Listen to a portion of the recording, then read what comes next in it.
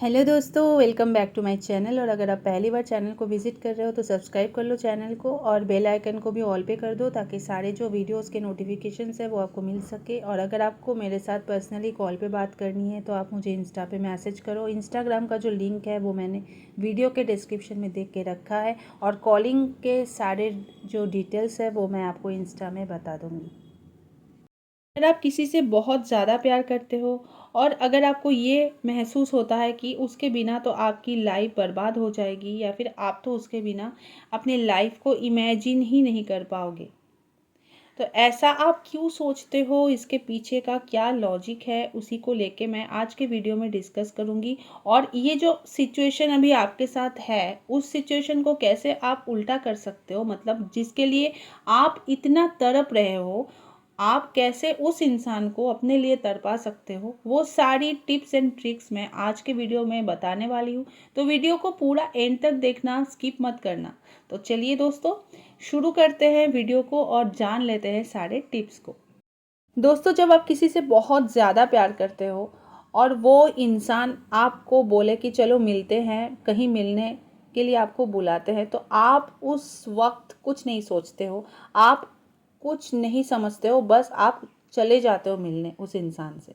क्योंकि उस इंसान का जो अप्रोच है आपके लिए वो आपके लिए इतना मैटर करता है कि उसने अगर कह दिया तो आप चले जाते हो मिलने। आप कितनी भी चाहे बिज़ी हो, चाहे आपको कितना भी प्रॉब्लम है, लेकिन आप कुछ नहीं देखते हो, आप जस्ट चले जाते हो।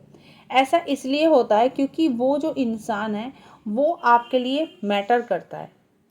और अगर यही इंसान 24 घंटा आपके लिए अवेलेबल हो जाए, हमेशा आपको कॉल करे, हमेशा आपको मैसेज करे, हर वक्त आपकी खबर ले कि आप कहाँ पे हो, क्या कर रहे हो, किसके साथ जा रहे हो, तो वो जो इंसान है ना वो धीरे धीरे आपके लिए एक इरिटेशन बनता जाता है। जैसे मान लो जिस इंसान के लिए आप इतना पागल हो, जिसके बिना आप अपना लाइफ इमेजिन ही नहीं कर पा रहे हो, वही इंसान हर वक्त आपको कंट्रोल करे, तो आपका जो लाइफ है ना वो एक जेल की तरह आपको फील होने लगती है। जैसे कि मान लो आप कहीं जा रहे हो अपने फ्रेंड्स के साथ, तो वो जो आपका पार्टनर है उसने आपको मना कर दिया कि तुम फ्रेंड्स के साथ नहीं जाने वाले हो, तुम जहाँ जाओगे मेरे साथ जाओगे। तो एक बार, दो बार, तीन बार आप पार्टनर की इन सारी चीज़ों को एक्सेप्ट तो कर लोगे, लेकिन उसके बाद से आपको ये सारी जो चीज़ है ना बोझ लगने लगेगी। तो साइकोलॉजी जो है वो ये है कि जिसको प्यार नहीं मिलता है वो भी खुश नहीं है और जिसको हद से ज़्यादा प्यार मिलता है वो भी खुश नहीं है।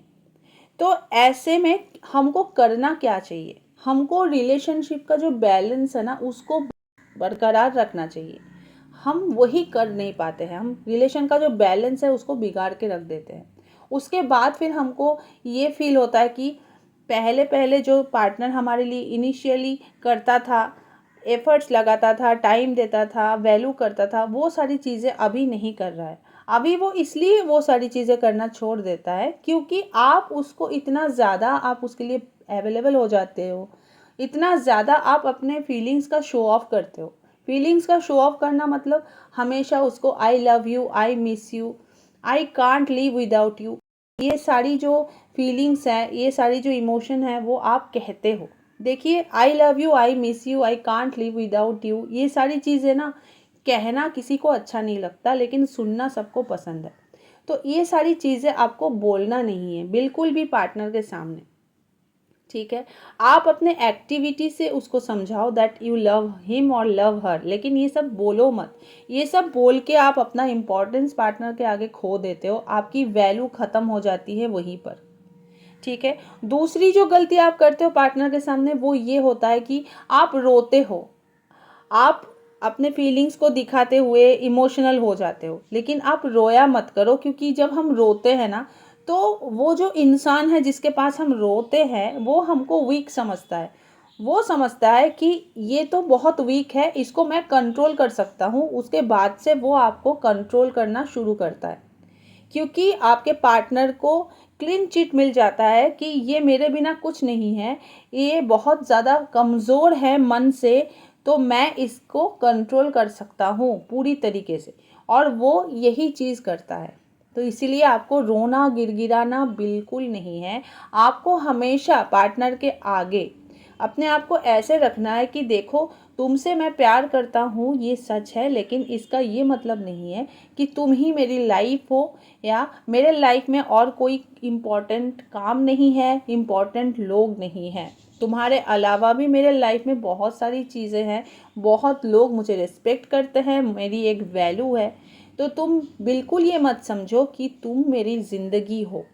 ये चीज़ अगर आप पार्टनर को फील कराते हो तो पार्टनर के सामने आप अपना वैल्यू कभी नहीं खोते हो, और वो सारी चीज़ें पार्टनर करता है आपके लिए जो इनिशियली वो आपके लिए करता आ रहा था, जैसे कि टाइम देना, वैल्यू करना, प्रायोरिटी देना। ये सारी चीज़ें आपको पार्टनर प्रोवाइड करता है।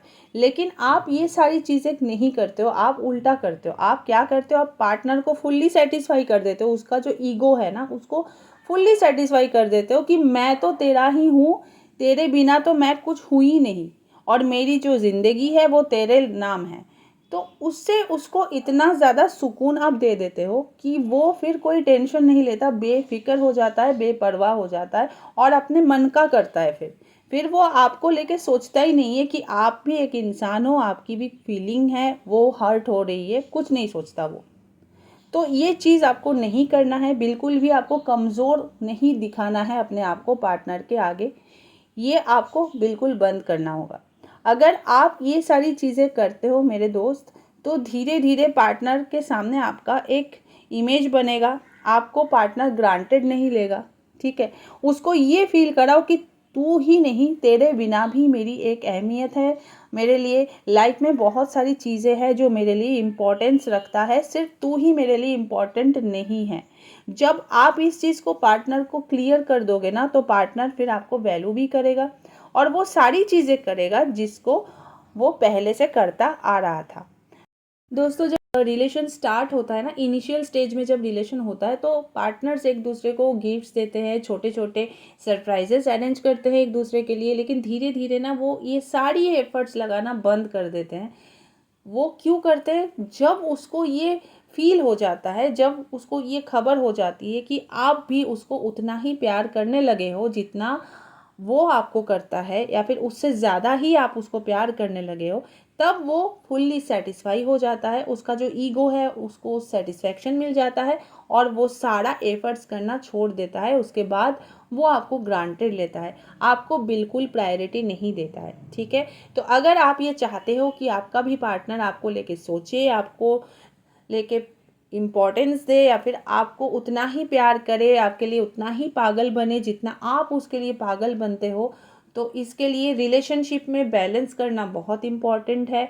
अगर आप ये बैलेंस को मेंटेन करके रखोगे तो रिलेशनशिप कभी बोरिंग नहीं बनेगा, पार्टनर कभी आपको इग्नोर भी नहीं करेगा।